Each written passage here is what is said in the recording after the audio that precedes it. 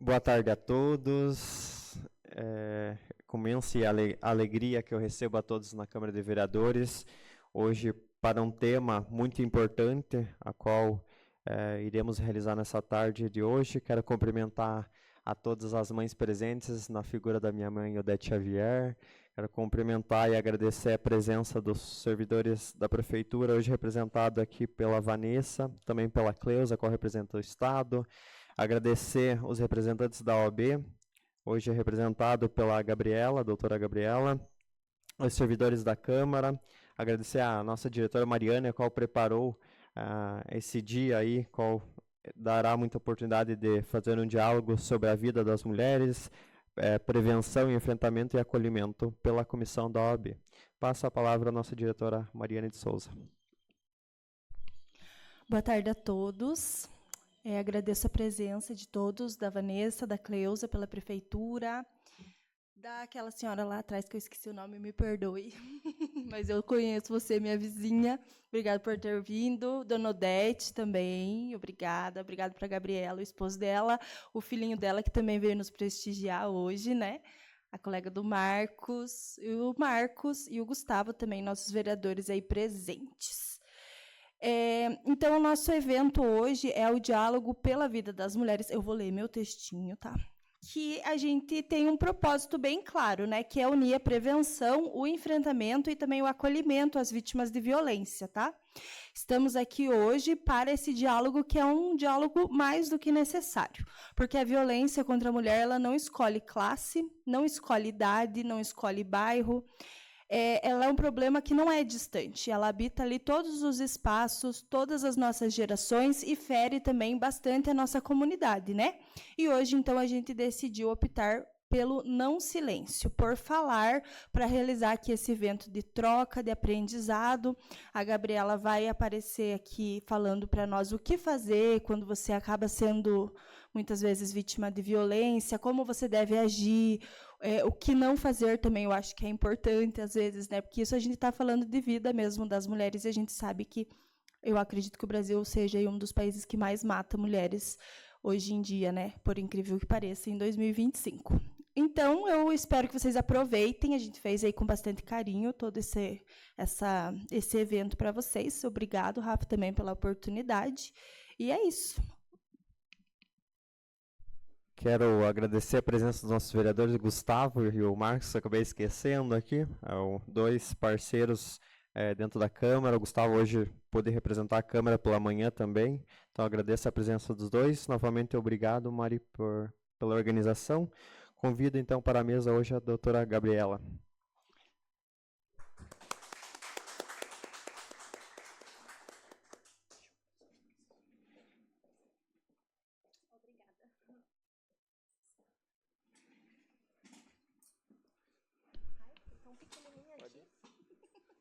Eu acho que sobe ela. Oi, tá ligado? Tá, né? Boa tarde a todos. Agradeço aqui a oportunidade, o convite da Câmara, que foi direcionado lá para a OAB de Rio Negro. Meu nome é Gabriela, eu sou advogada há 9 anos, sou paulistana, sou de São Paulo. Cheguei aqui na região de Rio Negro no final do ano passado, precisamente dia 27 de dezembro. Então, estou há alguns meses aqui na região. Hoje eu faço parte da Comissão da Mulher Advogada da Subseção de Rio Negro, para quem foi direcionado o convite, e fui direcionada aqui para cumprir essa missão de falar desse tema tão importante que é a violência doméstica. Então, espero contribuir de alguma forma com um pouco de conhecimento e vamos tratar desse assunto aqui, que eu fiquei muito feliz de falar disso nessa tarde chuvosa aqui com vocês. Vamos lá. Eu vou pedir licença só, doutora. Fica à vontade, na mesa é toda sua daí. Obrigado. Bom, vamos lá. Como que a gente faz para passar? Eu dou um sinal ali. Brenda? Vamos começar, então.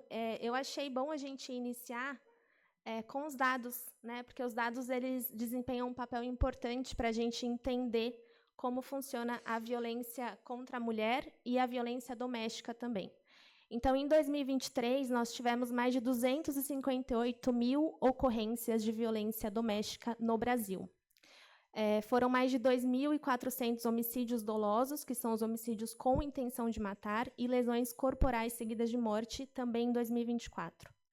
1.492 feminicídios, o que corresponde a 4 mulheres assassinadas por dia. E mais de 87 mil casos de estupro, uma vítima a cada 6 minutos no Brasil. Só no primeiro semestre agora de 2025, foram mais de 86 mil denúncias de violência contra a mulher no número 180, que é o número oficial para tratar desse assunto. E em 2024, foram mais de 500 mil medidas de proteção concedidas pelo Judiciário em todo o Brasil. Então, são números muito grandes, né, muito sérios, mas que, apesar de assustadores, eles possivelmente não retratam a realidade, porque existe a subnotificação, que são as mulheres que sofrem e que não fazem nada. Então, esses são os números oficiais, mas muito provavelmente a gente tem uma realidade muito além disso, o que é bem preocupante. Eu tenho certeza que aqui nessa sala, mais da metade já conhece alguém ou já ouviu a história de alguém vítima, de uma mulher vítima de violência. Então, é algo que a gente realmente precisa ter esses espaços de debate. Então, quando a gente fala, né, de violência contra a mulher, a cena comum que a gente tem é essa cena que a gente está vendo no telão. É uma mulher sendo vítima de uma agressão física. Mas a violência contra a mulher, ela não se resume só a esse tipo de agressão física. Nós temos outros tipos de agressão. E aí eu trouxe, então, a definição do que é violência contra a mulher. É uma definição estabelecida pela Convenção de Belém do Pará, que é uma convenção muito importante sobre esse tema, de 1994. Então, ela define que é qualquer ação ou conduta baseada no gênero que cause morte, dano ou sofrimento físico, sexual ou psicológico à mulher, tanto no âmbito público quanto no âmbito privado. Então, essa é a definição que a Convenção traz para a gente da violência contra a mulher. E aí, a Lei Maria da Penha, ela traz alguns tipos de violência para a gente poder aplicar isso, né, nos nossos processos, nas nossas situações. Então, ela traz a violência física, que é o cenário comum que a gente tem, né, tapas, socos, empurrões e chutes. A violência psicológica, humilhações, ameaças, xingamentos, isolamento da família e amigos. Violência moral, difamação, injúria, calúnia, sexual, que é forçar a mulher a ter relações sem consentimento, que pode acontecer, inclusive, dentro de casamentos. E a violência patrimonial, que é algo que a gente tem discutido mais recentemente, que é quando o agressor ele destrói documentos, ele controla o dinheiro da mulher, impede que ela tenha independência. Então, aqui, né, do lado da advocacia, a gente percebe muito isso. Recentemente, a gente teve a transmissão de uma fala de um professor muito famoso no direito de família, chamado Rolf Madaleno, um professor que eu admiro muito, e que ele fala que, nos mais de 40 anos de advocacia dele, ele nunca fez uma partilha em que a mulher recebesse exatamente o que ela tinha direito. E por que isso acontece? Porque a cena comum do nosso país é o homem que controla o dinheiro dentro do casamento e a mulher que fica mais ali nos cuidados da família e da casa. Deixa eu tomar uma água aqui, que eu estou ficando... Tá embargando a voz.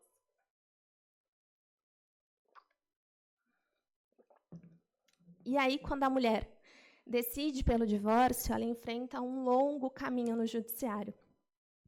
E vai ficando cansada, vai ficando sem força, vai ficando sem dinheiro e acaba aceitando aquilo que é imposto para ela pelo marido, né, pelo ex-marido, no caso.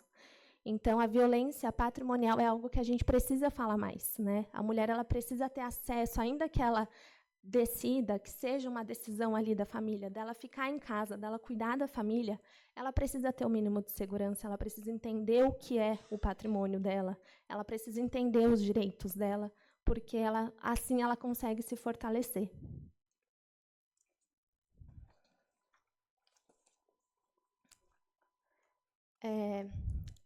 A Lei Maria da Penha, ela traz, né, os locais em que a violência doméstica pode acontecer. Quando a gente fala de violência doméstica, a gente já logo associa a residência, né, a violência dentro da residência. Mas a Lei Maria da Penha ela traz 3 locais. Então, a violência pode acontecer dentro da casa mesmo, né, do local onde a mulher convive. Inclusive, pode acontecer por pessoas que frequentam aquele local esporadicamente, como agregados, né, outras pessoas que passem por ali. Dentro da família, então, não onde ela vive, mas dentro da família dela, também é considerado uma violência doméstica. E dentro de relações íntimas de afeto, inclusive com pessoas com quem a mulher não coabite. Então, com namorados, né, com relações íntimas. Esse quadro, eu não sei se vocês vão conseguir olhar, né, porque os números são tão pequenos, mas eu quis trazer um pouco da noção das vítimas, que foi até algo que a Mari já falou, né, que, infelizmente, a violência doméstica ela é bem democrática, no pior sentido da palavra, porque ela afeta todos os tipos de mulheres. Então, nesse relatório aqui, que é um relatório oficial, a gente percebe que as mulheres mais que sofrem mais violência são entre 25 e 59 anos, mulheres com escolaridade até o ensino fundamental. Na questão de raça, cor, todas sofrem, mas claro que a mulher negra e a mulher preta sempre sofrem mais por conta do racismo que existe na nossa sociedade. Com relação à natureza do município, acho importante a gente falar, como a gente está aqui num município interiorano, fica muito perto ali, né? Regiões metropolitanas 41%, interior 40%, então não tem muita essa diferença. Tanto as mulheres da capital quanto as mulheres do interior estão no mesmo percentual. E na relação ali, na situação conjugal, eu achei muito interessante o estudo, porque ele apresenta que a maioria são mulheres separadas e divorciadas.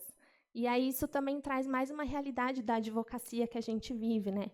Muitas mulheres que optam pela separação, que optam pelo divórcio, e o marido, o convivente, não aceita. E aí ele começa a perseguir, começa a pressionar, começa a violentar. Então, talvez seja exatamente essa a cena mais comum que a gente veja, né, na nossa realidade.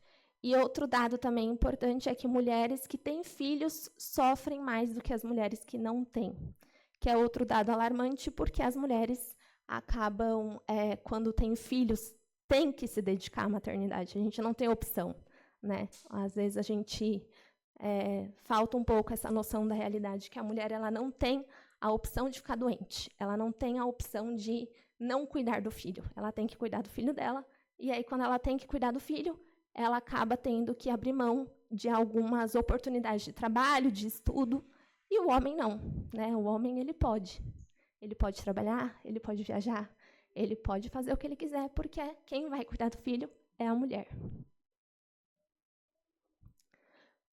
Aqui eu trouxe um quadro do ciclo da violência. Então, ela começa, geralmente, com uma relação abusiva. Então, ele é uma situação de tensão. Começam discussões, ciúmes, controles. E aí ela avança para o ciclo ali da explosão, que é a etapa 2. E aí começam as agressões em si, né? Física, psicológica, patrimonial, todas aquelas que eu já falei. Em seguida, vem a lua de mel. O agressor ele pede desculpa, ele se arrepende, ele diz que vai mudar, ele fica, né, traz flores, traz chocolates algumas vezes, e o ciclo volta tudo de novo. Então a mulher fica vivendo nesse looping eterno, acreditando sempre que uma hora aquilo vai passar.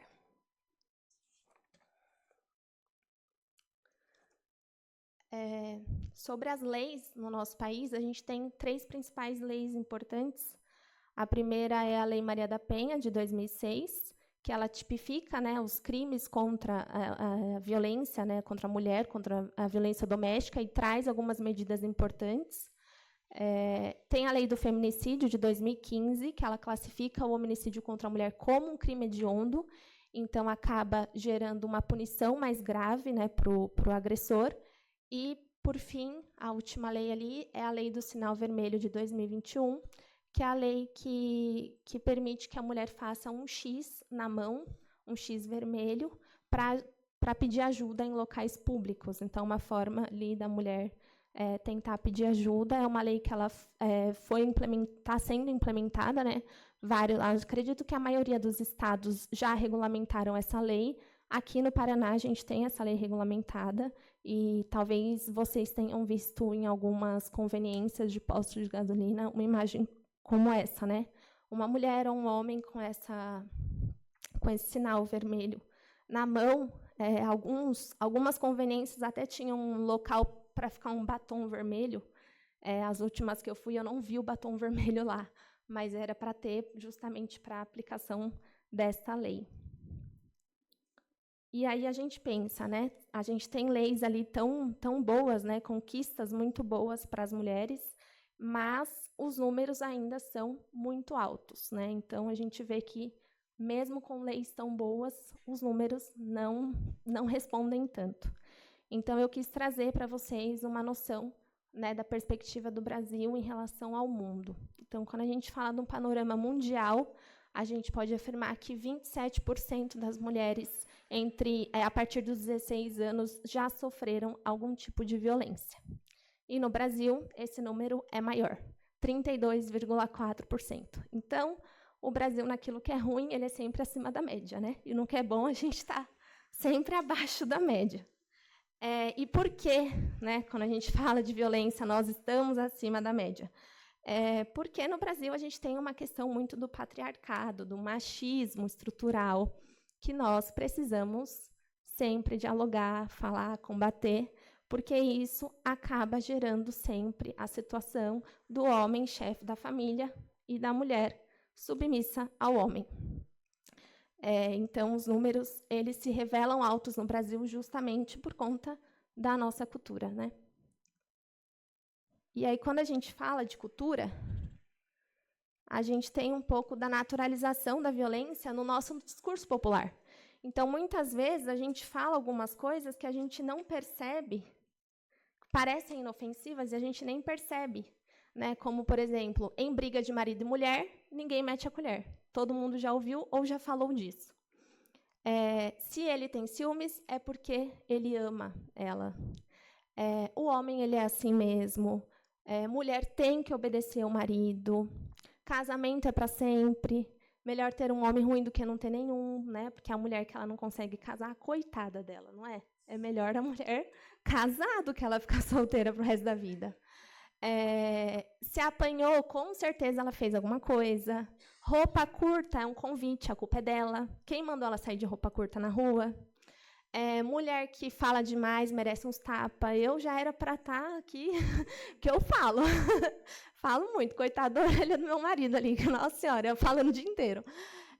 Mulher direita não separa, tem que ficar junto. Então, são várias frases, né, que a gente está repetindo, que parece que não diz nada, mas aquilo que a gente repete se torna verdade. Então, a gente tem que tomar cuidado com tudo que a gente fala. E aí, uma outra forma da gente entender também o problema, né, que eu queria que vocês refletissem um pouco, quando a gente fala, né, briga de marido e mulher, ninguém mete a colher, a gente está se referindo a uma briga ali privada, né? A gente não tem que ficar metendo o bedelho no casamento dos outros. Só que quando a gente fala de violência doméstica, a gente não pode entender isso como um problema de uma mulher em específico, né? Eu não sofro violência, a Maria que sofre, o problema é da Maria, eu, Gabriela, tá tudo bem comigo, eu não vou me envolver, não quero olhar para isso. Isso é um posicionamento errado. Por quê? Porque é um problema social. Então, quando a gente pensa, né, vamos pensar ali naquela rua, não sei se vocês conseguem ver bem, mas ali uma rua com duas casas vizinhas. Uma casa é uma casa em que uma criança cresce com amor, com respeito, com cuidado, diálogo, segurança, acolhimento. Então, a criança que mora naquela casa, ela tem uma família estruturada, né? Uma criança que ela está num ambiente muito saudável. E na casa ao lado, mora uma outra criança, que tem ali um lar de medo, de agressão, de desrespeito, dor, brigas, raiva. Então, são duas crianças vizinhas que moram em ambientes totalmente diferentes. Essas duas crianças, elas amanhã vão estar na sociedade. E a criança que mora na casa ao lado vai se relacionar com a criança do outro lado. Então, quando a gente fala de violência doméstica, a gente tem que entender isso como um problema social, né? Todo indivíduo é formado dentro de uma família, e a sociedade é formada por indivíduos e por famílias. Então, tanto é um problema social que a própria Constituição traz no artigo 226, parágrafo 8º. Deixa eu ler exatamente aqui, que ali eu não vou enxergar. A família, base da sociedade, tem especial proteção do Estado. Parágrafo 8º. O Estado assegurará assistência à família na pessoa de cada um dos que a integram, criando mecanismos para coibir a violência no âmbito de suas relações. Então, isso está na nossa Constituição Federal. É um problema social e é um problema que precisa de políticas públicas. Então, as políticas precisam fortalecer a autonomia econômica das mulheres, para que elas não fiquem na dependência financeira de agressores, oferecerem acolhimento psicológico, porque a violência ela vai deixar marcas, criar abrigos seguros para as mulheres em risco e trabalhar a educação de gênero desde a infância, porque na infância é que a gente vai criando tudo que existe dentro de nós. E aí eu trouxe um exemplo de política pública aqui do nosso estado, que eu estou muito confiante e torcendo para que dê certo, que é a Casa da Mulher Paranaense. Vamos ter uma aqui em Rio Negro, bem pertinho, e a Casa da Mulher Paranaense ela foi criada como um ambiente para desenvolver empreendedorismo, para desenvolver ali um grupo para as mulheres. Então, é uma política pública porque ela tem a visão de prevenção, então, de fortalecer as mulheres, de gerar independência, de gerar educação. Então, eu estou torcendo bastante para que dê certo esse tipo de política aqui no estado e, quem sabe, para o resto do Brasil. Agora, vamos falar das atitudes possíveis. Então, em um caso de emergência, que a situação está ocorrendo, a indicação é que a mulher ligue para o 190, para a Polícia Militar, para que a Polícia Militar atenda a situação.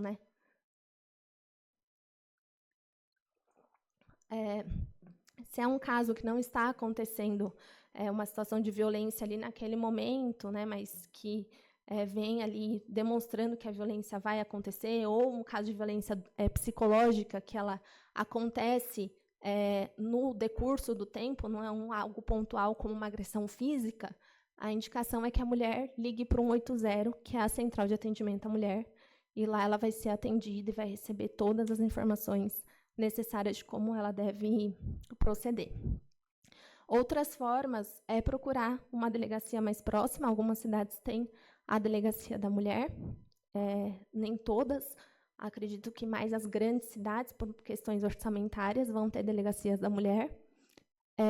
A mulher pode, no próprio atendimento ali, já pedir medidas protetivas para afastar ela do agressor.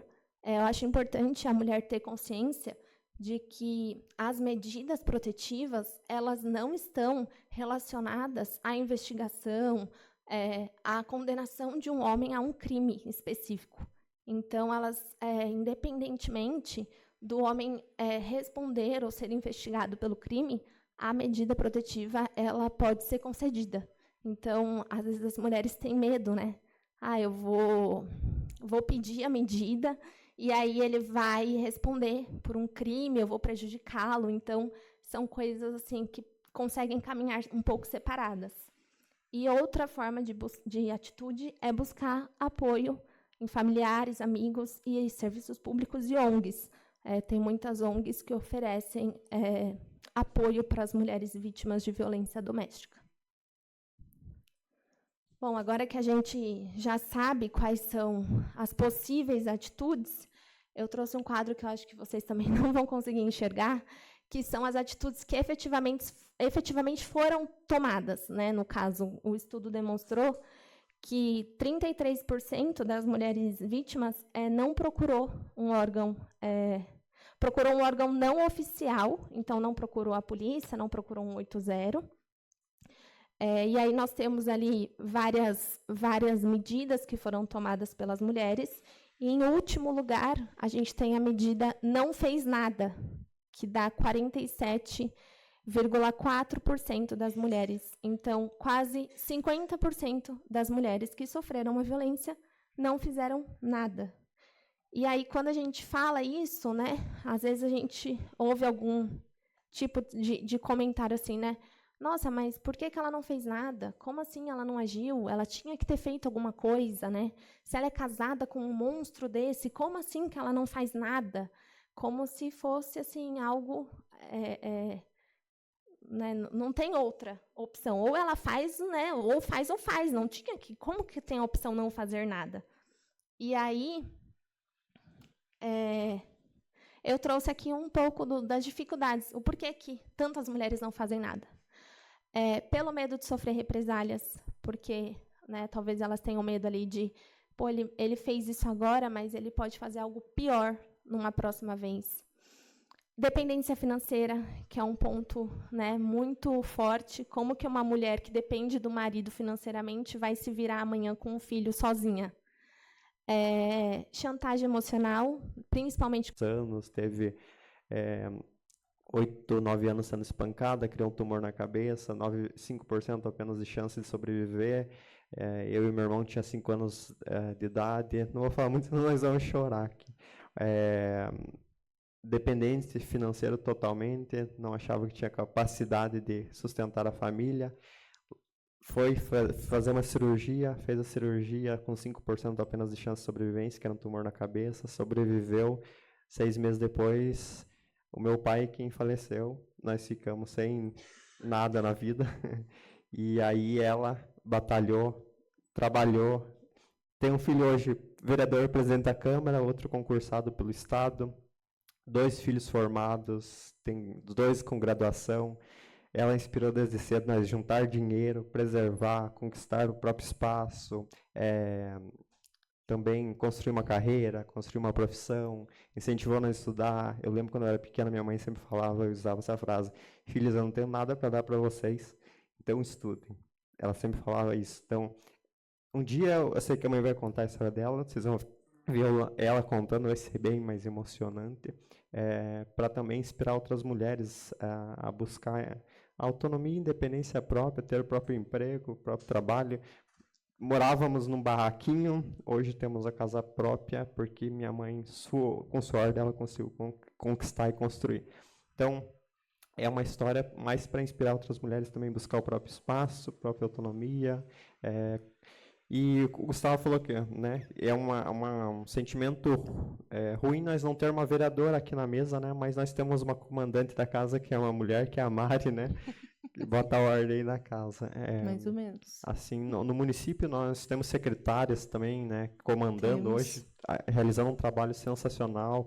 Nossa secretária de saúde, nossa secretária de administração, fazendo uma ótima condução do trabalho, e é esse espaço que as mulheres precisam e devem ocupar para também inspirar, serem inspiração e espelho para outras mulheres. Era essa a minha contribuição que eu queria realizar hoje. Obrigado, doutora. Agradeço a participação da doutora. Vamos fazer novos convites aí. Vamos fazer novos eventos. Vai ser legal. Isso, então, né? Obrigada, gente, pela participação de todos. Agora vai ter um cafezinho para vocês, então não vão embora. Geralmente acontece na intimidade. Não tem uma testemunha que vê a violência acontecendo.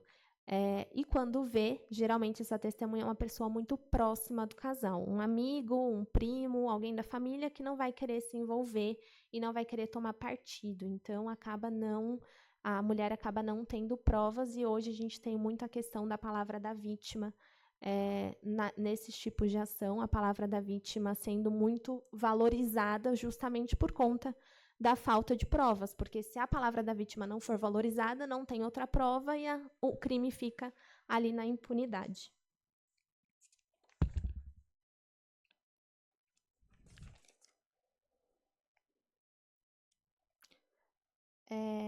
Aí aqui eu trouxe mais um ponto que eu não ia trazer, mas ontem apresentando para o meu marido, ele falou assim, poxa, mas você tem que falar também do que as pessoas podem fazer se elas verem alguém sendo, né, vítima, porque Pode ter pessoas que não são vítimas, mas e aí, como que elas ajudam? Então, se vocês verem mulheres próximas a vocês com marcas e lesões, mudança no comportamento, nossa, ela era tão alegre, ela era tão divertida, ela estava sempre ali com a gente, querendo fazer as coisas, e agora ela está tão isolada, né, dos amigos, da família, nunca mais ligou, nunca mais foi num evento familiar. A mulher com abaixamento da autoestima também, ela era tão alegre, né, uma mulher que estava sempre ali arrumada, estava sempre entusiasmando todo mundo, e agora ela está tão triste. O isolamento social, comportamento ansioso ou depressivo, ou com controle financeiro excessivo, uma mulher que sofre destruição da propriedade, que teve o celular destruído, que teve a maquiagem destruída também, ou uma humilhação pública, né? A gente está numa conversa ali e, de repente, ele chega e faz um comentário assim dela que humilhou. Então, é uma mulher que está sendo vítima. Então, esses são os sinais que vocês podem ficar em alerta de pessoas próximas para entender se está acontecendo ali alguma situação de violência.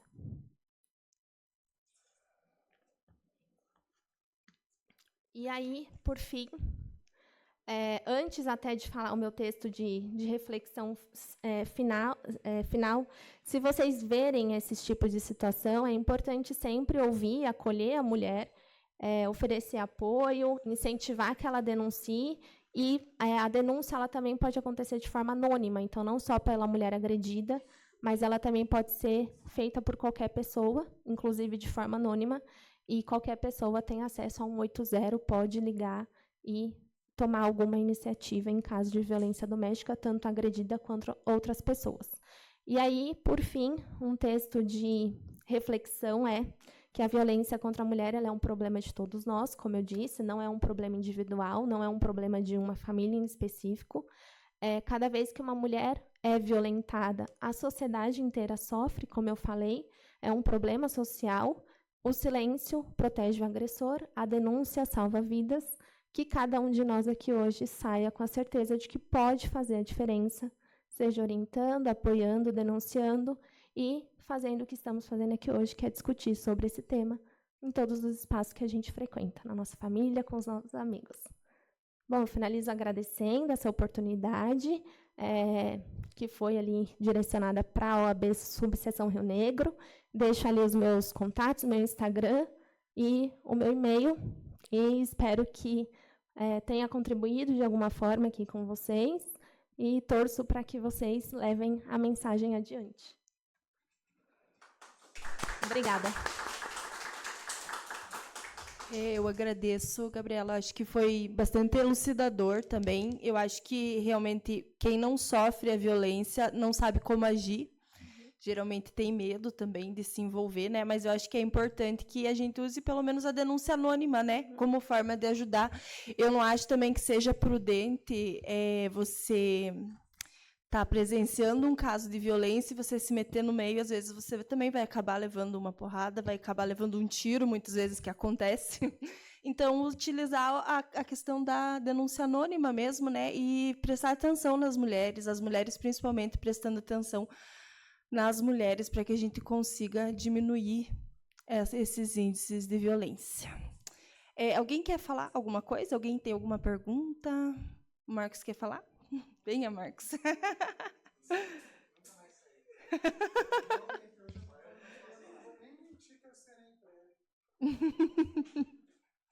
O Marcos gosta de falar.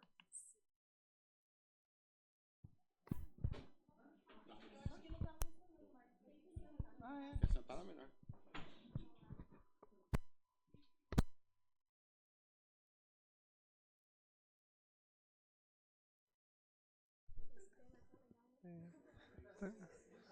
Boa tarde a todos e principalmente a todas.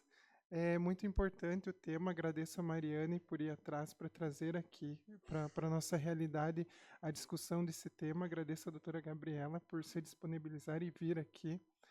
Eu falei que eu vou nem prometer que serei breve, porque é um tema do qual eu trabalho também, doutora. Eu atendo mulheres vítimas de violência, e um dos pontos assim, cruciais que elas sofrem o julgamento é justamente quando retornam para o lar agressor. Eu vi que a doutora pontuou algumas situações. Eu gostaria, né, que a doutora ali na resposta pudesse dar uma ênfase um pouco maior em relação a isso. Por quê? Porque a mulher sofre a violência em casa, muitas vezes não tem para quem recorrer, porque o perfil do abusador é: eu isolo ela da família, isolo dos amigos, então ela se sente sem uma estrutura para quem ela pode recorrer. Então, se a doutora pudesse enfatizar esses motivos, para aquela velha história de que santo de casa não faz milagre, porque eu convivo com mulheres vítimas de violência e eu sei o quanto elas sofrem o julgamento, porque sofreu violência e acabou retornando ao lar, mas que são vários fatores: a questão financeira, a utilização dos filhos para que ela retorne ao lar. Inclusive, uma vez teve uma situação bem delicada que eu atendi em outra cidade aqui, que eu e a minha cliente, na época, quase tomamos um tiro, porque ele estava usando o filho por causa disso. Também queria que a doutora pudesse comentar um pouco sobre a falta de preparo estatal para atendimento dessas mulheres vítimas de violência. E, infelizmente, a nossa comarca sofre desse mal. Nós não temos um atendimento, se tem treinamento ou não, realmente eu desconheço, mas as mulheres sofrem quando vão prestar queixa, principalmente quando não é uma violência física que deixou marcas, quando é uma violência psicológica, uma perseguição, um stalker. Eu já acompanhei situações em que a mulher foi e voltou sem o boletim porque não quiseram fazer, porque aquilo não se enquadraria como violência, quando na prática, sim, é violência psicológica. Tanto é que houve processo posterior, enfim, essa falta de preparo de quem deveria acolher a mulher, e isso muitas vezes por falta de mulheres nesses espaços, para ter a empatia realmente, e o homem, infelizmente, nós homens acabamos não tendo essa empatia e reproduzindo esse comportamento machista e patriarcal, às vezes de achar que é briga de marido e mulher, e principalmente quem está nessa linha de frente da violência, policiais militares, principalmente, não tem tanto essa sensibilidade e acabam até desestimulando a mulher de denunciar, porque ela vai lá e a resposta para ela é mais um homem lá que está revitimizando porque não entende o que ela está passando.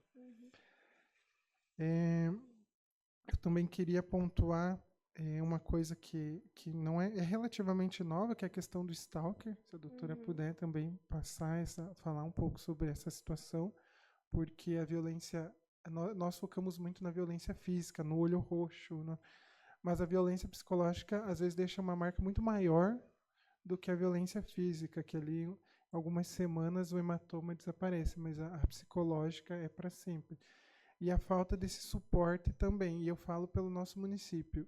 Nosso município, e não é hoje, fingimos que discutimos o tema. Nós não temos uma política pública voltada para mulheres. E eu estava vendo o jornal impresso sobre um acordo que os municípios aqui da comarca assinaram em relação a uma situação específica de levar essa conscientização para escolas, por exemplo, sobre os cigarros eletrônicos, e eu anotei aqui para que a gente possa também conscientizar a partir da escola. Porque a violência doméstica, ela surge a partir de um sentimento de posse. É minha mulher. Se não ficar comigo, não vai ficar com mais ninguém, porque é minha propriedade. E isso vem, e aí, assim, eu achei sensacional a ideia que a doutora trouxe, no sentido de que uma criança de um lar totalmente estável vai se relacionar com uma criança de um lar não estável, que vai reproduzir, cada um vai reproduzir o que tem em casa. E esse do lar não estável, infelizmente, se não quebrar esse ciclo, ele vai reproduzir esse lar violento dentro de casa. Então, assim, a necessidade de nós termos uma política pública municipal também, dentro das competências, que nós sabemos que tem as atribuições e competências dos entes, mas que nós tenhamos aqui, desde a escola, nós temos a Cleusa, que é professora, ela sabe como funciona, e desde aquele comportamento de que o menino acaba criando uma implicância com a menina, não, é porque gosta, é um namorinho. Já, a partir daí a gente já entende que não, o homem tratar mal, desde pequeno, é amor, é ciúme porque ama. Então, assim, que a gente tenha essa política pública, que nós possamos aqui, enquanto Câmara de Vereadores, sem entrar num debate ideológico, doutora. Por quê? Porque quando nós discutimos esses temas, automaticamente nós somos taxados ou de um lado A ou lado B. Sim. E nós sabemos que sofrem violência doméstica as mulheres de esquerda, as mulheres de centro, as mulheres de direita. Como a doutora falou, é democrático. Infelizmente, é um democrático muito ruim. Então, assim, que a gente possa criar essas políticas públicas, levar até os nossos alunos, desde de pequeno, que eles aprendam a forma como se relacionar em sociedade, em que uma pessoa não é posse, não é propriedade da outra, e que eles consigam reproduzir o que é bom, e não manter essa reprodução machista e patriarcal de que mulher é propriedade, porque entendo eu, dentro de ser leigo ainda no assunto, que o principal problema da violência doméstica é o patriarcado, o machismo, que torna a mulher uma propriedade, um objeto de propriedade. E a partir daí surgem todos os outros problemas. Agradeço bastante, doutora. Eu achei interessante essa questão de você falar da propriedade, porque quando a gente fala, né, de pessoas casadas, o homem, ele fala, ela é minha mulher. Mas a mulher não fala, ele é meu homem, né? A gente fala, ele é meu marido. Então, isso já demonstra, né, é aquilo que eu falei, às vezes a gente fala coisas que a gente acha que não tem problema, mas tem. Então, a gente tem que tomar cuidado com o que a gente fala, porque o que a gente fala, o que a gente repete se torna verdade. Tudo que a gente repete muitas vezes se torna verdade. Então, nessa fala, a gente já percebe essa visão da nossa sociedade, né? A mulher é do homem. Então, tem essa visão da posse, da propriedade. Ela é minha, então ela não é de mais ninguém, então ela não pode, eu não vou dar o divórcio porque ela é minha. Ela casou comigo, ela está no meu nome. Então, essas falas só refletem o que a nossa sociedade é. Machista e patriarcal. E quando a gente fala de uma sociedade machista, isso significa que também as mulheres são machistas. Porque as mulheres também têm essa visão, né? Eu cuido da casa, quem cuida do dinheiro é ele, e eu não quero saber disso. E aí, isso vai refletindo nas relações, nos relacionamentos e nas gerações, porque eu repasso para os meus filhos o que eu sei, o que eu aprendi. Então, quando a gente cria esses espaços aqui na Câmara, é justamente para discutir, para pensar em políticas públicas e inserir isso dentro das escolas seria excelente, porque as crianças, desde pequenas, já iriam aprendendo sobre isso, sobre a questão de gênero, sobre a questão do respeito e do relacionamento, né? Os relacionamentos, as pessoas precisam ser parceiras, precisam se agregar, contribuir uma com a outra. E, como eu já disse antes, né, a mulher ela precisa ter a opção de escolha. Então, ainda que ela escolha ficar em casa, porque, de fato, não é fácil você sustentar uma carreira, uma profissão sendo mãe, por exemplo, e talvez seja por isso que a gente vê tantas mulheres fora da política, porque não é fácil conciliar a maternidade, né, a ausência de casa, deixar o filho na escola e ser cobrada e sentir aquela culpa para assumir outros espaços na política. Então, é justamente por isso também que a gente não vê as mulheres discutindo e a importância de trazer essa discussão para lugares como esse. E com relação à mulher voltar ao agressor, volta para a situação cultural. Uma mulher que ela depende do marido, dificilmente ela vai sair da casa que ela depende, ela não sabe fazer nada. Como que ela vai se sustentar? E será que a família dela, os amigos dela vão acolher essa decisão dela? Porque também a gente tem aquela questão, né? Você casou, agora o problema é seu e do seu marido, né? Muitos pais, antigamente, mais faziam isso, né? Agora que você casou, então não é mais minha responsabilidade, você se resolva com seu marido e não volte para casa com crianças. Então, é muito complexo, é um problema muito complexo de muitas camadas. A mulher ter que sustentar uma carreira com um filho ou decidir ficar só em casa e não ter trazer o dinheiro para casa e aquele dinheiro ficar ali na administração do marido, e aí quando ela separa, a gente tem, assim, o doutor deve ter bastante casos de divórcio, né? É uma luta, porque às vezes a pessoa entra com uma ação achando, poxa, agora eu vou ter o meu direito. percebido e acolhido. E aí a gente leva 3 meses para conseguir citar a pessoa, porque a pessoa se esconde, a pessoa não assina a carta de citação, manda outra pessoa assinar, não aparece, o oficial de justiça leva 30 dias para ir até lá, chega lá, o fulano está viajando, não está no lugar. Então, assim, o tempo vai passando e o tempo do judiciário é diferente do tempo da nossa vida. Então, às vezes, a gente precisa de medidas céleres e não consegue. E a mulher não vai ficar 3 meses esperando para receber uma pensão para comprar um leite para o filho.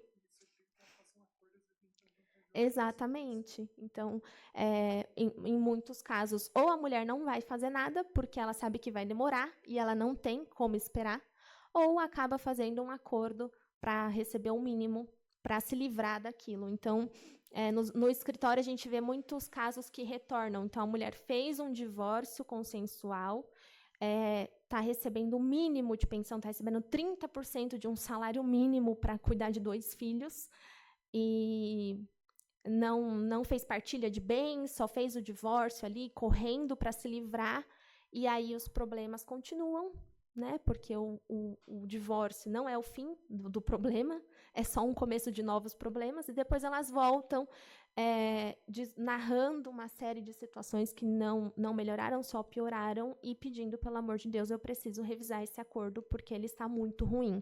Não dá mais para eu sustentar essa situação.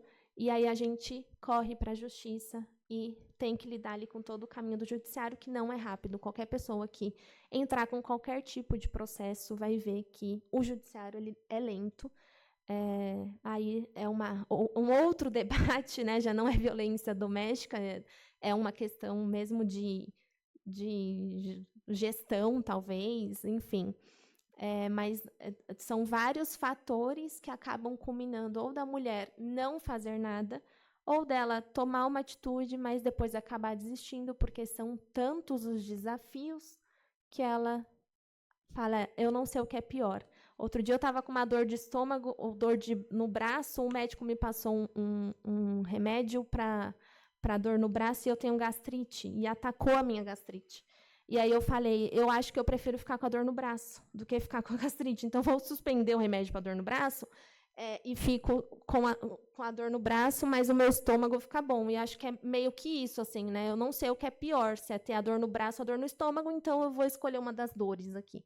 Então, a mulher vítima de violência é isso. Ela se colocou ali numa situação sem saber, foi meio que seguindo aquele padrão de vida e opta por... Ela só conhece aquilo, ela acaba tendo medo de tomar uma outra atitude e ter novos problemas.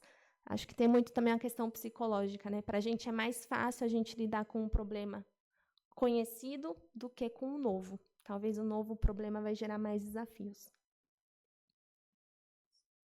Continuar, Marcos. É muito esclarecedor e muito importante, doutora. Eu me preocupo muito, inclusive, eu atendi um caso, assim, bem brevemente, em que a mulher era vigiada por câmeras em casa, então, embora fisicamente o marido não estivesse em casa, ele fazia um cárcere privado. Sim. Realmente. Então, se ela precisasse ir ao mercado, ela tinha que avisar, e ele dizia, você tem tantos minutos para ir lá e voltar. Então, assim, e aí, quando ela decidiu, por fim, a situação, culminou em várias situações. A única renda dela mesmo era um Bolsa Família, naquele período foi cortado, não teve suporte dos filhos, que já eram mais velhos, família não deu suporte. O Estado, e falo o Estado de maneira geral, seja lá a União através do Bolsa Família, seja o Estado realmente com alguma, e o próprio município que não tem uma política pública de acolhimento, o que aconteceu? Ela acabou voltando. Então, hoje ela está nesse relacionamento e já sofreu uma tentativa de homicídio.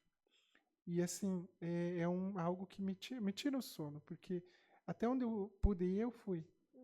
Até onde eu pude dar o suporte, eu fiz, mas não depende só de mim e não depende só da pessoa vítima, depende de todo um sistema. E justamente não teve acolhimento por esse preconceito de que ela vai voltar, mas ela volta porque não tem acolhimento, porque ela não tem uma outra opção, qual dor ela vai escolher.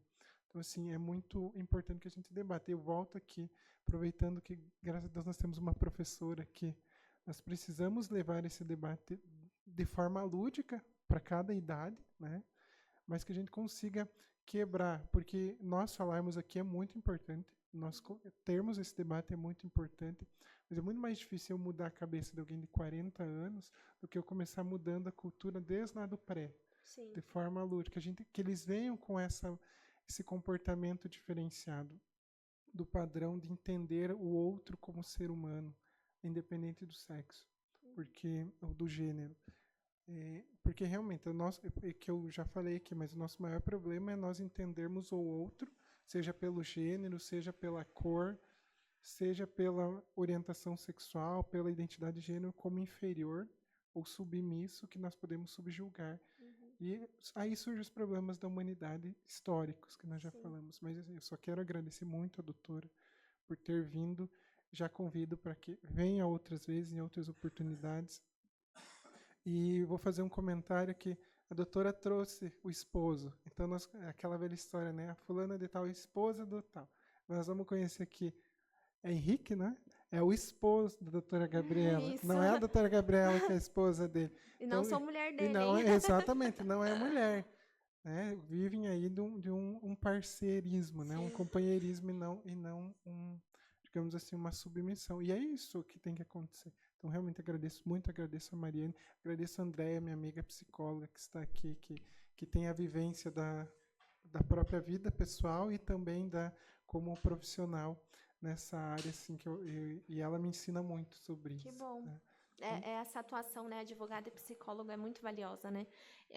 Eu atuo primordialmente na área de família e sucessões. Então, toda ação de guarda e convivência, a gente sempre indica a necessidade de uma perícia psicossocial, que a gente chama, né? Estudo psicossocial, que é o psicólogo e o assistente social juntos, para analisarem, né, a realidade daquela família e indicarem para o juiz, que não tem esse conhecimento técnico, o que é mais apropriado para aquela criança, para aquela família. Então, é um debate que ele é multidisciplinar mesmo, ele precisa, né, dos advogados, dos psicólogos, professores, para ajudar a gente na mudança dessa forma de pensar da nossa cultura.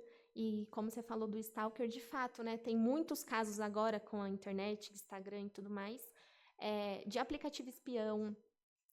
A questão do Google também. O Google, ele mostra a localização, né, os lugares que a gente foi, e tem essa questão do controle, né? Então, começa dessa forma, né? Nessa questão do controle, da posse, e você é minha, e você só vai onde eu vou, e por que você ficou tanto tempo naquele lugar?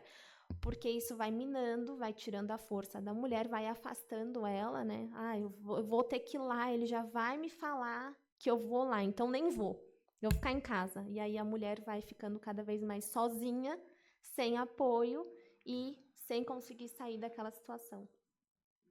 Nada. É isso, então. Alguém tem mais alguma coisa para falar? Alguém quer dar uma palavrinha? Venha, Cleusa. Quer sentar aqui?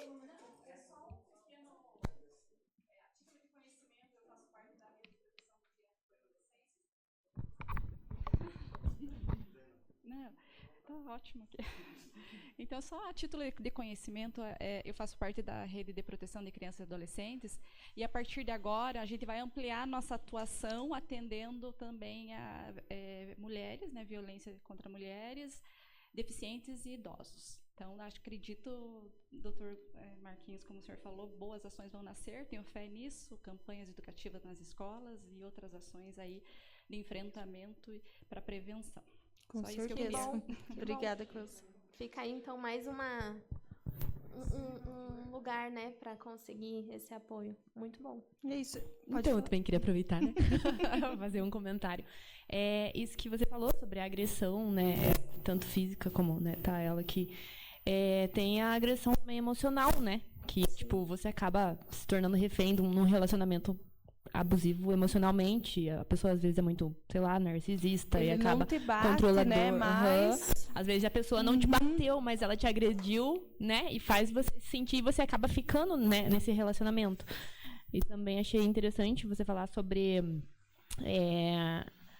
quando se tem família, se tem filho, que por mais que tenha separação, né, pro bem da criança a gente precisa sempre manter um bom relacionamento. Sim.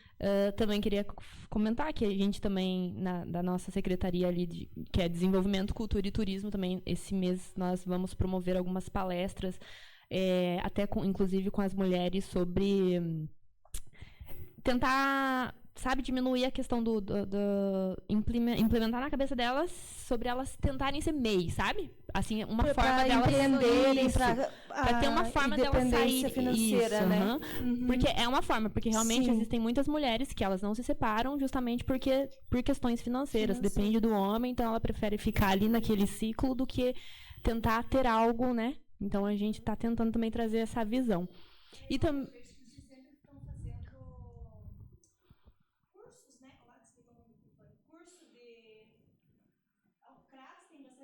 sim. Cursos profissionalizantes que acabam ajudando as mulheres a sair dessa situação, né?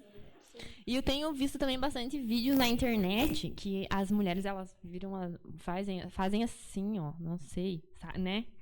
Não, eu não tinha visto com um xizinho, eu tinha visto que elas estão passando com cara assim, elas fazem assim, um gesto assim, eu não sei também se isso tem se é a mesma coisa. Alguns são encenações para ensinar, né? Mas são alguns sinais que as mulheres podem fazer nesse tipo de situação para tentar ali pedir ajuda, né? Na rua a situação está acontecendo e ela tentar pedir ajuda. Mas é isso. Mas o que está regulamentado mesmo na lei é o X xizinho vermelho na mão. Que aí a mulher pode chegar em estabelecimentos, mas sinceramente eu não sei como isso está sendo passado para os estabelecimentos, porque tem lá o cartaz, mas não sei se as pessoas que estão ali atendendo têm essa... Sabem como agir, né? Tem esse treinamento. Quando acontecer. Né? Mas é isso. Obrigada. Mais alguém quer dar alguma palavra? Bom, me disseram que a Câmara hoje fecha às 19h. Eu tenho esse tempo? Hora extra, presidente. Então, como o Marcos falou, eu sou psicóloga, tenho 46 anos e sou mãe de 3 meninas.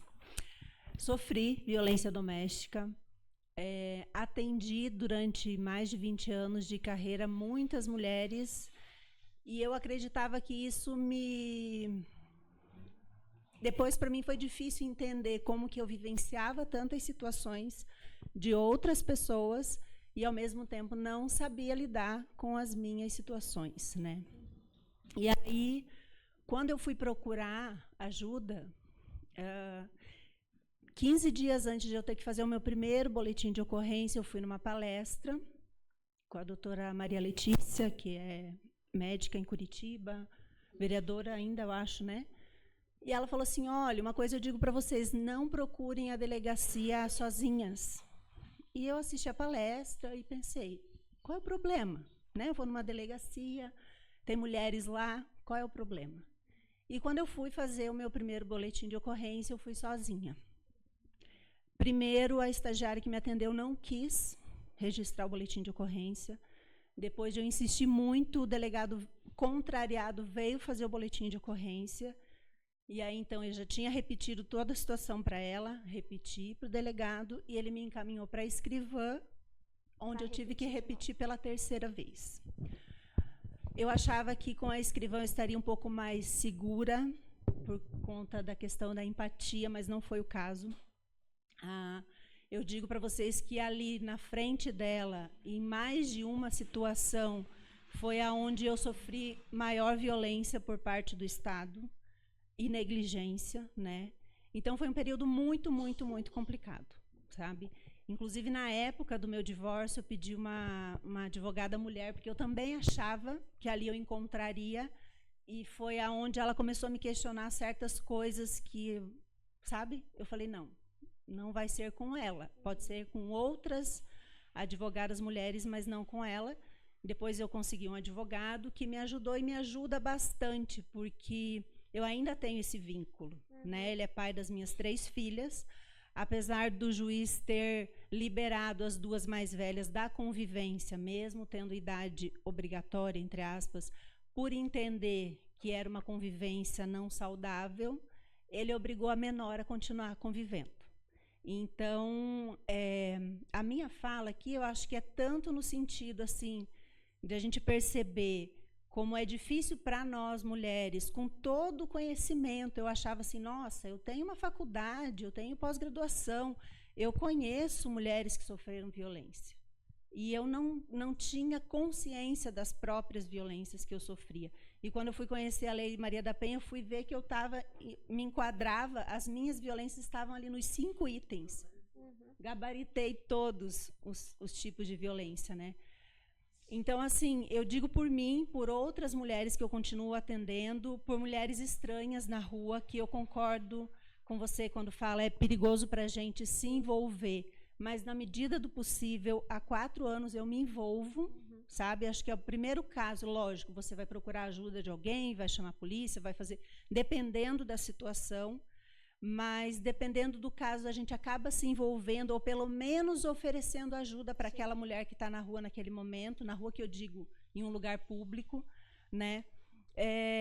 Digo pelas minhas filhas, porque com isso elas foram obrigadas a começar a aprender desde muito cedo, o que tem o lado bom também. Hoje elas têm 21, 16 e 7 anos e as 3 sabem tudo sobre como elas devem ser respeitadas dentro de casa, fora de casa, sabe? Então, tudo isso que a gente disse aqui, toda essa dificuldade, né, eu converso bastante com o Marcos, assim, como é que está a delegacia, como é que está no fórum, as coisas. Eu ouvi da psicóloga do fórum que fui eu que escolhi o pai das minhas filhas. Então, como se eu não tivesse o direito de questionar as violências que nós 4 estávamos sofrendo, sabe? Então, assim, existe uma série de dificuldades, apesar dos grandes avanços. A gente tem hoje leis regulamentadas que são fundamentais e a gente tem que brigar por muitas outras, né? Mas, na prática, ainda tem muito que ser feito. E é por isso que a nossa luta, assim, principalmente enquanto mulheres, mas dos homens deveria ser também, de toda a sociedade, é de buscar isso diariamente em todas as nossas ações. Numa roda de amigos, no nosso trabalho, né, em todas as ações que a gente tem, porque senão não muda. A gente não muda enquanto sociedade, né? Eu entendo, assim, do ponto de vista histórico, as conquistas que a gente tem na lei são muito recentes. Fazem tantos anos, mas são muito recentes. Então, eu quero acreditar que as minhas filhas, ou talvez depois delas, vão ter umas histórias diferentes por conta de coisas que foram trabalhadas aqui. Mas ainda falta muito, né? Então, o que eu quero dizer, para fechar, porque a gente não vai ficar até às 19, é que, apesar de toda a dificuldade, a gente tem que continuar se informando muito, levando informação, brigando pelos direitos. O processo leva muito tempo, é desgastante, é cansativo, é dispendioso financeiramente, mas a gente precisa fazer isso. A gente precisa continuar buscando por mudança através dos direitos que a gente já tem e também através da educação. Obrigada pela sua fala. Você falou de São Paulo, vocês vieram lá? Sim. Eu nasci em Sorocaba, então... Minha mãe é de lá. Viu? Esses encontros que a gente tem. Obrigada. É isso, então, né? Eu agradeço, Gabriela, a sua presença. Agradeço você também, Andréia. Andréia, né? Muito obrigada pela sua fala. Vanessa e a Cleusa. Obrigada. Vamos fazer uma foto. O Gustavo quer falar também, Gustavo? Rafa, quer falar alguma coisa? Daí, por mim, aqui já está encerradinho. Pode falar, Gustavo. Eu acho que eu também não vou falar que vou ser breve, porque às vezes eu nem sempre sou breve, né? Rafa, sente junto para a gente participar. Marcos, ficou legal, assim como debate também. Primeira vez que eu vejo o Gustavo com vergonha. Gostamos. Mas sou vereador, estou no meu 3º mandato, né, me apresentando para vocês, sou o Gustavo. É importante falar sobre, parabéns, Mari, pela iniciativa, obrigado, doutora Gabriela, por ter vindo nos fortalecer com todos os dados, todas, né, as informações passadas. Mas vou pegar uma parte da fala da Andréia, né, muito importante, principalmente, acredito eu, na parte que a gente entra, na parte cultural, como um todo, né? A sociedade julgar, a psicóloga mesmo do Ministério Público, da promotoria, também intervir. Mas a gente entende, né? Hoje eu sou pai de uma menina, então a gente tenta fazer o máximo possível para que ela cresça num ambiente saudável e tenha isso como sua base, para que lá na frente também não sofra. E então eu gostaria, na verdade, até pela manhã a gente foi para Curitiba com o doutor doutor Alisson, tínhamos uma agenda lá, e até eu falei que questionaria, né, não sei se a doutora pode nos auxiliar, o Marcos também, eu sempre pergunto, porque vem até nós como vereador, vem até nós casos, vem até nós situações, e a gente também fica às vezes sem muito ter como passar para a população. Ela citou caso financeiramente. É difícil financeiramente levar até o final uma situação. E a gente vem no município hoje que muito poucas pessoas têm uma condição, né, de um advogado, de correr atrás, de levar até o final.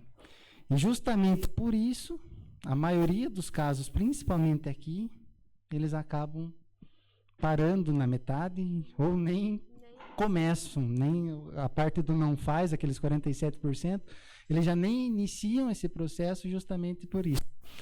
Então, eu não sei se a gente, como município, nós como vereadores, se a gente teria como apoiar a OAB, se tem alguma alternativa que a gente sabe que, teoricamente, para ser gratuito, para quem não tem essas condições, mas qual é o caminho, qual é o passo a passo para a gente poder também dialogar e talvez a gente tenha informação, tem pessoas acompanhando também pelas redes, mas que a gente também tem esse caminho para que a gente consiga, a gente sabe que a pessoa realmente não tem condição, ela precisa de apoio, mas por não ter uma condição financeira, e elas acabam não fazendo o divórcio, não acabam fazendo, muito por ter filho, às vezes não fazem a regulamentação da pensão, e não fazer essa regulamentação da pensão fica muito preso ao marido, porque daí fica naquela dependência, paga só apenas, né, a pequena parte do que é necessário.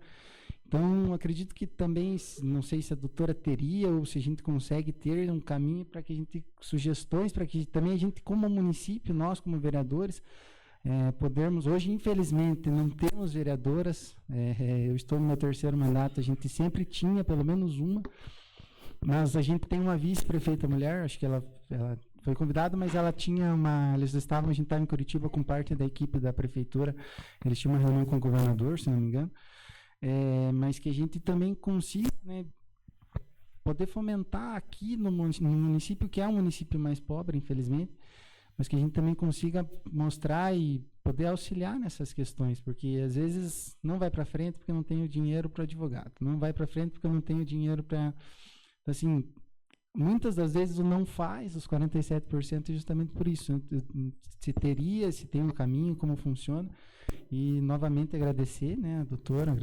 parabenizar a Mari e toda a equipe, o Rafael, presidente, porque acredito eu que falando, conversando, debatendo, porque às vezes se a gente calar, não vai resolver. Então é importante que a gente fale, continue falando, a passos lentos, como a Andréa disse, lento, Lei Maria da Penha 2005, 2006, feminicídio 2015, a gente vê, né, acompanhou recentemente um dos primeiros casos da nossa região, de feminicídio, acabou de ser julgado, é um passo importante, acredito eu, não só para a nossa região, mas para todo o país. Não sei se não é um dos primeiros casos do país também que acontece, que um ex-marido matou a esposa e foi julgado como feminicídio agora. É muito importante a gente saber disso. Então, a passos lentos? Mas se não falarmos, se não discutirmos, se não debatermos, a gente nunca vai fazer nada e vai continuar com o não faz, 47%, e, né, as mulheres e vidas sendo perdidas diariamente aí na nossa sociedade. E, né, a cultura, infelizmente, é machista, sim, a gente sabe, e a gente vê muita hipocrisia na nossa sociedade. Mulheres, ao invés de apoiar, é mais fácil apontar o dedo. Eu valorizo a mulher, eu tenho tantas funcionárias, mulheres, mas quando acontece um caso dentro da empresa, dentro da prefeitura, dentro de algum órgão da sociedade, é mais fácil demitir a mulher e manter o abusador do que fazer alguma coisa. Então, a gente precisa falar, a gente precisa discutir, Mas não pode ficar só na fala, a gente tem que também agir. E é por isso que a gente também precisa das informações, né? Qual é o caminho? O que a gente tem que fazer? Né? Que a gente consiga realmente esses passos lentos que aconteçam, que às vezes demoram um pouco, mas que eles aconteçam. Então, muito obrigado novamente, doutora, e conte sempre conosco. Viu? É só que ela também quer falar lá atrás, daí só para nós não esquecermos que ela também quer dar uma palavrinha. Doutora, é que o Gustavo trouxe um ponto bem importante e eu tenho isso com prática por causa da advocacia, né? Quando existe alguma situação da pessoa que não tem as condições econômicas, aqui no município, como nós temos a advocacia dativa, que é a advocacia do Estado, há um advogado nomeado, as pessoas tinham que se deslocar até Rio Negro para fazer tudo isso que também dificultava. Já faz algum tempo em que a assistente social, a Isilda, ficou responsável por isso. Então, a pessoa ela procura a Isilda faz esse caminho entre a OAB e a pessoa, porque quem autoriza a nomeação é o juiz. Né? Mas, em questão de violência doméstica, a mulher tem esse direito de estar acompanhada por um advogado como assistente de acusação, mas para que ela esteja assistida por um advogado. Então, aqui no município, hoje funciona dessa forma. Né? Mas aí, como a gente pode fazer para, a partir daqui, quem sabe, um período nós tivemos advogados públicos, que hoje já não podemos ter mais, mas nós tivemos. Mas aqui funciona dessa forma. Tá? Até foi uma omissão minha não ter comentado, porque é realmente uma situação muito positiva que fazemos. Então, Isso. aqui procura a assistente social e ela direciona para um advogado, para a OAB indicar um advogado. A informação que eu tenho é da Defensoria Pública, né? A Defensoria Pública teria que advogar para essas pessoas de baixa renda, mas não sei como é que está funcionando aqui na região. Então, pelo que eu entendi, seriam advogados indicados pela OAB que fariam esse trabalho como advogados dativos, né? Isso, nós não temos Defensoria Pública na comarca, aí vai para o advogado dativo. Mas aí a nossa assistente social faz esse trâmite entre aqui as pessoas e a OAB, que aí faz o relatório, tem uma série de documentação, e aí o juiz nomeia o advogado. Tem uma situação que é bem importante colocar, doutora. A doutora está lá na Comissão da Mulher.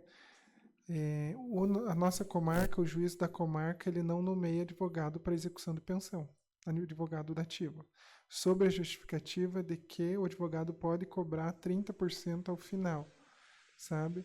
Mas se tivesse um advogado nomeado, esse 30% ficaria para a alimentação das crianças, porque é para esse. Então, então ele não nomeia para execução de alimentos e não nomeia para divórcio quando tem bens, mas os bens, a maioria das vezes, não são líquidos, que a mulher pode ter um valor assim. Então, poderia ser algo a se levantar para ter reuniões e conversar para mudar isso, porque não tem nada que proíba, é um entendimento do juízo mesmo. Eu acho que, assim, do meu lado, né, a lição de casa que fica para mim é levar isso para a OAB, para a gente pensar ali em questionamentos, né, de atuação com o judiciário para tentar facilitar esse acesso à justiça, né, porque o advogado ele precisa ser remunerado. E é fato que um advogado cuidando de um caso é um olhar atento, né? Então, quando a gente fala de execução de pensão, a gente tem que calcular juros, tem que calcular multa, honorários. Então, talvez aquela mulher teria R$5.000 para receber e ela está recebendo 1.000, porque não houve um cálculo correto daquela pensão. Então, não vejo um prejuízo uma pessoa ser representada por um advogado numa execução de pensão, muito pelo contrário, né? É prejudicial a mulher não ter um advogado ali olhando o processo dela. Porque a gente sabe que a atuação do advogado não é só assinar a petição. Ontem mesmo eu abri o computador e fiquei ali em atendimento de cartório, como é que está esse processo. Eu tenho um processo em São Paulo, que às vezes a gente vem, né, com uma visão de São Paulo, às vezes as pessoas acham que, nossa, lá tudo funciona, as coisas acontecem, aqui o município a gente não tem, né, muito acesso e tudo mais, né? Mas a visão que eu quero trazer para vocês é que lá também as coisas não funcionam como pode parecer que funcione. Eu tenho um processo que eu estou desde o ano passado tentando o mandado de prisão, porque o pai não paga a pensão, e faz 1 ano que este mandado de prisão não sai. E quando sair, eu tenho que contar e rezar que a polícia colabore e cumpra com esse mandado. Então, assim, a gente falar e a gente educar e essa política pública de movimentar as pessoas para que conheçam os seus direitos e debatam sobre os seus direitos, eu acho que é um dos papéis fundamentais. Tudo começa na educação. Então, trazer mais as pessoas para perto e divulgar a informação e fazer esses eventos, eu acho que é o que pode mudar o jogo. Então, quando a gente fala de empoderar a mulher, a gente precisa falar de empreendedorismo feminino, por exemplo. Então, talvez fazer uma feira do empreendedorismo feminino, né, fazer um grupo de empreendedorismo, né, onde as mulheres debatem, poxa, eu estou com uma dificuldade de vendas, eu estou com uma dificuldade, eu queria me expor na internet, eu tenho vergonha, eu já fiz isso, vem aqui que eu te ajudo, e elas se ajudarem, né, e fazer esse coletivo, né. Então, acho que vocês, talvez seja uma ideia, vocês trazerem as mulheres para perto e fazerem esses movimentos para que elas se sintam parte da política, se sintam parte da comunidade e estejam juntas. Porque, de fato, é muito triste a Câmara dos Vereadores não ter uma vereadora, né? E volto naquela fala que eu tive, para a mulher é muito difícil sustentar uma carreira, né? Eu sendo advogada pós-graduada, tendo um baita parceiro do meu lado, é muito difícil, é muito difícil. Eu me culpo o tempo todo. Poxa, meu filho vai ficar na escola o dia inteiro para eu trabalhar, né? Eu estou dando atenção para essa família e o meu filho, mas o meu filho está me vendo trabalhando, então eu preciso mudar a minha mentalidade também. Então, é muito isso. Nós, mulheres, estamos muito nesse vínculo da família, do, meu Deus, eu estou deixando o mais importante, que é o meu filho, que é a minha família, a minha casa, para ir atender, para ir trabalhar, para ir fazer uma palestra, né? Então, para nós, mulheres, isso também está muito enraizado. Quando a gente fala do machismo, não é só os homens, nas mulheres, porque o machismo está na nossa sociedade. Então, nós vivemos dentro de casas machistas, de sociedades machistas. Eu vi a minha avó sendo agredida. Eu estava falando com meu marido semana passada que eu tinha medo do meu avô. Eu nunca cheguei perto do meu avô. De fazer um carinho, de nada, de pegar nele, porque eu morria de medo dele. Eu tinha muito medo dele. E aí, quando a gente já, né, cresce num ambiente desse, ou a gente repete o padrão, ou a gente quebra o padrão. Mas é muito mais fácil repetir padrões do que quebrar padrões, né? É aquilo que eu falei, é mais fácil a gente lidar com um problema, né, com uma dor que a gente já conhece, do que sanar aquela dor para talvez ter outras dores. Então, acho que o papel aqui é justamente esse, é fazer isso cada vez mais. Hoje vieram 15, amanhã vem 20, e aí os que vieram já vão, poxa, vamos lá, vai ser legal, vamos conversar. Numa próxima oportunidade, talvez envolver um empreendedorismo, alguém aqui que fale sobre o tema, para que as mulheres tenham mais essa liberdade financeira, e ir divulgando, né, com outras pessoas, trazer a psicóloga aqui para falar também, assistente social, para dizer o que faz, como que funciona aqui na cidade. Então, e envolvendo diversas pessoas, acho que isso que é importante. É isso. Vamos dar a palavra lá para ela que quer falar. Pode ligar o seu microfone. Boa tarde a todos. Boa tarde. A hora que a Mariana postou, eu até comentei, não vou descer lá, nem que seja sozinha, mas vou descer, porque nós estamos passando por isso pela família. A minha irmã conviveu com um narcisista, como diz, por 7 anos. E está difícil. Como diz a dona Isilda, né, eu procurei ela, e nós com medo. Ela dizia, eu quero ir embora, mas eu tenho medo que me acuse de abandono de lar. E tire meu filho, que ela tem um filho, né? Daí eu fui e conversei com a dona Isilda, não, pode ir. Que eu mostrava as mensagens que ele mandava para ela, eu passava o meu celular e fui e mostrei para a dona Isilda. Está acontecendo isso e isso.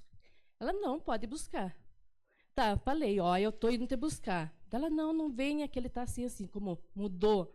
Ele mudou, está tratando melhor. Tá, passou. Um dia ela me liga chorando, venha me buscar aqui. O que eu fiz? Peguei e fui. Cheguei lá, ele estava trabalhando, catemos o que pudemos lá e trouxe ela para minha casa. Isso já faz 2 anos que aconteceu isso, que ela está lá em casa. Só que ele é uma pessoa que ele está errada, mas ele faz nós se sentir errado e ele é o certo. É manipulação, sabe? né? E, como diz, não houve espancamento, não bateu nela, mas o psicológico é pior, como diz, o psicológico é pior. E ela está numa situação bem complicada. Que daí, como diz, não tem apoio, né? Daí, e ele perseguia ela, colocou aquele um negócio lá no celular lá que vê onde que a pessoa está. Um GPS, alguma coisa assim. Daí ele sabia onde ela estava, coisa. Só que uma coisa, ela trabalha, então ela não dependeu tanto da pensão dele. E ele está com nós. Eu criei ele desde pequenininho, daí quando ele foi embora, que aconteceu tudo isso. Mas eu criei. Então, como disse, ali em casa ele não ia passar fome, nem ele nem ela. Sim. Mas ela queria trabalhar. Então, ela vai trabalhar, mas ele fica acusando dela deixar ele comigo para ir trabalhar. O que ela quer ir trabalhar? O que ela está fazendo, sei o quê? E agora ele casou, para encurtar a conversa, senão nós vamos ter 7, né? Agora ele casou, mas veja o que ele namorou menos de 3 meses com essa guria, casou. Agora ele quer levar o filho delas para morar com ele, que ela cuida dele. Nossa. O que a gente faz, sabe? Por isso que eu disse, não, eu vou lá, eles vão me orientar, porque ele disse que agora ela trabalha, mas só que ele já quer que ela saia do serviço para cuidar do filho dele. Essa moça do novo relacionamento. Essa do novo relacionamento. E ela até agora não ficou com ninguém, porque, como disse, eu não vou ficar com ninguém para ele não me incomodar que eu me separei dele para ficar com alguém. Sim. Sabe? Ela não sai, quando ela sai em um baile, alguma coisa com a minha outra irmã, ela sai quando ele leva ele para lá, ela diz, não, agora eu vou sair, porque ele não tem como me acusar, eu estou deixando ele com você para mim ir nas bagunças, como diz eles, né? Então, o que ela está fazendo? Daí eu disse, não, eu vou descer lá, que eles vão falar alguma coisa para me ajudar ela. Que nem... Ela não teve apoio de nada, assim. A polícia, a gente chamava a polícia quando ele aparecia ali. A polícia só passava lá a hora que ele tinha ido embora já. Do que eu falei? Eu vou presa, mas o dia que ele aparecer aqui, ele vai sair quebrado daqui. Sabe como que é? Eu fiz isso, onde até o meu marido chegou a dar uns tabefe nele, porque ele me desrespeitou lá dentro da minha casa. O meu marido agarrou ele pelo braço, deu uns na orelha dele, botou ele para fora do portão. Hoje ele não entra mais lá para dentro. Mas só que daí o que ele fez? Ele casou, eu disse para ela, agora você não tem vínculo nenhuma com ele. Não tem você está dando explicação do teu filho. Porque se ele ficava doente, ela mandava mensagem, ó, ele ficou doente assim, eu comprei tal remédio. Mas pensa que ele ajudou? Não ajudou, sabe? E daí eu falei para ela, bloqueie ele no celular para você ver como ele vai chegar aqui no portão, vai incomodar você aqui no portão, porque ele não vai te deixar em paz. Ele está casado lá, mas ele não vai te deixar em paz. Apostamos, falei para ela. Ela disse assim, não, né? Mas bloqueou. Bloqueou, agora ele está inventando um negócio aqui. Quer ver? Eu esqueço o nome. Quer ver? Alienação parental, provavelmente. Isso mesmo. Esse mesmo. Ele está falando. Só que o meu marido comprou um telefone para o meu sobrinho para ele não deixar de falar com o pai dele. Porque nós tivemos que tirar o residencial, nós tivemos que mandar desligar. Porque era 4 horas da manhã, ele estava ligando lá para saber se a Maria estava em casa. No meu, ele atentava, bloqueei ele. Do meu filho, tivemos que bloquear. Meu marido teve que bloquear ele. Agora, daí ele disse, eu vou comprar um telefone para você conversar com o teu pai. Agora ele está alegando isso e disse que arrumou advogado. A minha irmã falou que o advogado que ligou para ela. E ela trabalha em Rio Negro, a minha irmã, com a minha outra irmã. E ela deixa comigo. Então, daí, como para estar indo muito a coisa, daí ela vai, fica um dia, vem, daí posa com ele, daí vai no outro dia, fica lá, daí depois volta. Ela não como diz, é muito... ganha pouco. E ele está indo todos os dias com o ônibus. Não compensa, vai, né? Sabe? E aonde ele alegou que nós não deixamos ele falar com o filho, e não sei o quê, e disse que o advogado ligou. Ela chegou na quarta desesperada. Meu Deus. Chegou desesperada, falando que ele vai tirar meu filho, vai tirar meu filho. Eu disse, não tem como tirar teu filho. Não, porque ele está alegando que nós não estamos... colocando ele contra o filho, e o filho não quer falar com ele, mas só com o filho, ele sabe como que é, ele liga. Ele está brincando lá fora. Daí ele vai lá olhar, tá a mensagem ou a ligação do pai dele. Daí demora um pouco, o pai dele liga, ele vai atender. Às vezes ele fala, filho, como você está? Não. O que você estava fazendo que não me atendeu? O que você estava tão ocupado que não me atendeu? E isso, o Piá foi, sabe, não quer. Sim. Sabe? Sim.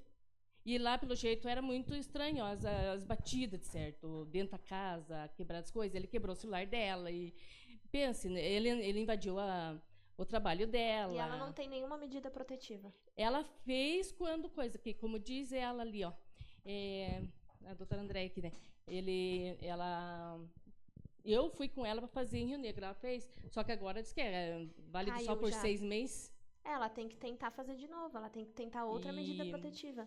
E daí- precisa ver se está regulamentada a guarda e a convivência dele com o filho.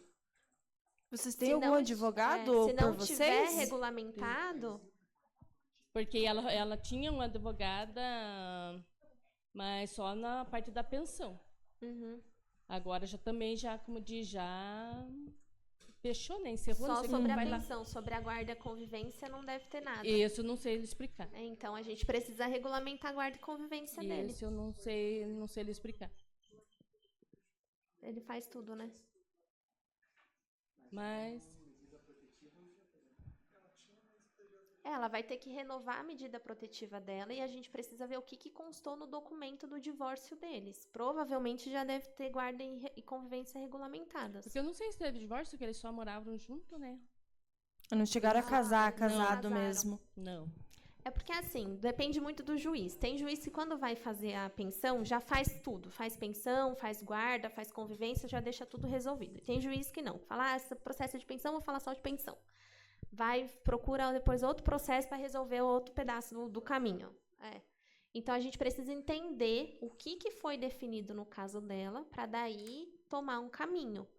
Então, mas em qualquer cenário, ela precisa de uma nova medida protetiva, porque ele continua perseguindo, assediando e ameaçando ela. E agora mais é por mensagem daí. E que nem agora ela bloqueou ele liga, manda mensagem de outros números. E ele tá mandando aquela mensagem que a gente só visualiza, depois não pode visualizar mais. Daí ela falou assim, ó, eu tô tirando foto dessas mensagens que você tá mandando. Daí ele já fala, tá mandando com um celular de quem? Que não sei o que, como dizendo, ó, tá usando um celular do macho pra tirar foto, sabe como que é? Meu Deus. É bem complicado. É um narcisista daquele de... Precisa de resposta no judiciário. Vai ter que entrar com um processo. Tem que entrar, então. Tem que entrar Ela com tem que processo. procurar um advogado Sim, daí, nesse caso. Sim. Ali com a Isilda também ela consegue encaminhar. Eu só queria aproveitar a fala dela, que na verdade é um exemplo de tudo que acontece, para a gente verificar como essa lei da alienação parental se transformou uma ferramenta de mais violência contra a mulher. Porque nós sabemos que existem casos, tanto o pai quanto a mãe, que criam obstáculos, que difamam o cônjuge, né, o pai ou a mãe para a criança. Só que a forma como está sendo aplicada a alienação parental dá um instrumento para que o homem utilize da lei para pressionar a mulher, para continuar essa violência psicológica mesmo após a separação. E realmente, eu já atendi muitos casos da mulher chegar desesperada porque ele alegou alienação parental, eu vou perder a guarda. Isso, mulheres de todas as faixas etárias, de todas as classes sociais, assim, o desespero é o mesmo, porque se instrumentalizou essa lei para perseguir e criar uma violência psicológica utilizando dos filhos e, entre aspas, embasado na lei. É muito difícil, mas realmente a senhora precisa do apoio do judiciário para ela, para abolir que levar na sua casa, que ele não precisa ela manter o contato com ele, não tem essa obrigação de manter o contato com ele, ainda mais que tem o celular do filho, né? Ele pode falar Contato direto. com o filho. Mas olha como a informação é importante, né? Ela começou falando que a irmã dela estava com muito medo por conta do abandono de lar. Esse abandono de lar é um monstro que vive na cabeça de todas as mulheres e que eu falo, gente, vocês sabem o que é abandono de lar? O abandono de lar, ele é um instituto hoje para pedir uso capião de imóvel. Não existe essa história de, eu vou sair de casa com meu filho, ele vai alegar abandono de lar e ele vai arrancar o meu filho de mim. Não existe isso. Não existe isso. O abandono de lar, ele é um instituto para uso capião de imóvel, para regular a propriedade de imóvel. É um instituto assim que eu nunca fiz na minha vida. Não sei se o doutor já fez algum uso capião por abandono de lar. Eu nunca fiz. Assim, muito difícil de acontecer. Mas as mulheres têm essa coisa, né? Ele vai me alegar alienação parental, ele vai alegar abandono de lar, ele vai tirar o meu filho de mim, que é um dos motivos das mulheres não fazerem nada, por causa do medo da questão do filho, né? Ou elas aceitam aquilo de qualquer jeito ou não fazem nada por conta da relação com o filho. Não fazer nada é o pior cenário. A mulher precisa regulamentar a guarda e a convivência, porque numa dessas ele leva a criança embora no domingo e não devolve mais. E você não tem um papel dizendo que ele tinha a obrigação de devolver, e aí você tem que começar um processo do zero. E aí volta aquilo que eu falei. Só para você conseguir a citação do sujeito, são meses. Para você conseguir achar, porque o alecrim dourado, ele se esconde do oficial de justiça, ele se esconde do correio, ele consegue não ser citado no processo. E aí aquilo vai demorando muito tempo. Então, assim, o pior cenário é você ir deixando as coisas acontecerem e aquela violência se instaurando. A minha recomendação para a sua irmã é que ela busque a orientação de um advogado, entre com as medidas necessárias e tome uma atitude antes que ele entre, porque também passarinho que acorda cedo bebe água limpa, não é isso que dizem? Então, quem entra, é muito melhor você ser autor de um processo do que você ser réu de um processo. Então, a melhor coisa que a mulher faz é ela tomar a iniciativa e ela regulamentar a guarda e ela pedir a regulamentação da pensão do filho, pedir o divórcio e tomar a iniciativa.